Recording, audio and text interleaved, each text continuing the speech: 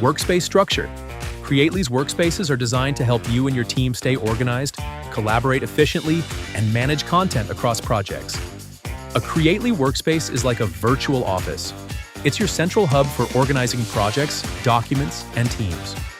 Creating folders and workspaces. Click on the plus icon to create a new folder and give it a name. Click Share to invite collaborators by adding in their email and set permissions for how they will access the contents of this folder. Workspaces live inside folders. Click on New Workspace under your newly created folder to make a new workspace and give it a name. This is your canvas to add mind maps, flowcharts, Kanban boards, or any of Creately's 70+ diagram types. You can even click Share within a workspace to invite collaborators without giving them access to the rest of your folder.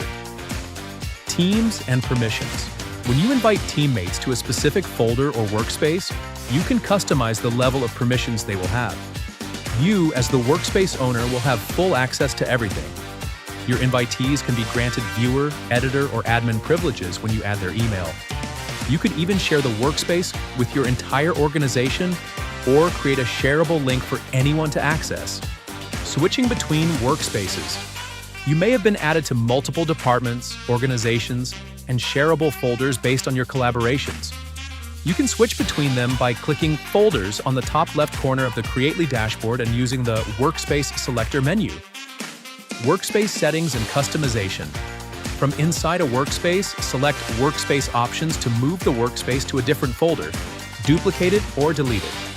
You can use the History and Show All Authors settings to track changes made. Clicking on Workspace Preferences will allow you to add a handy description, tags, and a color-coded status to give users more context. Third-party integrations. Creately supports integration with popular apps like Google Docs, Google Sheets, Jira, and GitHub, allowing users to share documents and collaborate better. A few tips for workspace management. Group content by project, organization, department, or client. Set permissions for specific folders or workspaces to ensure only the right people have access. Use descriptive and consistent naming conventions to avoid confusion. Remember to archive old content. This can be done by clicking on the ellipsis, also known as the 3 dots icon, next to the folder or workspace you wish to archive and select Archive.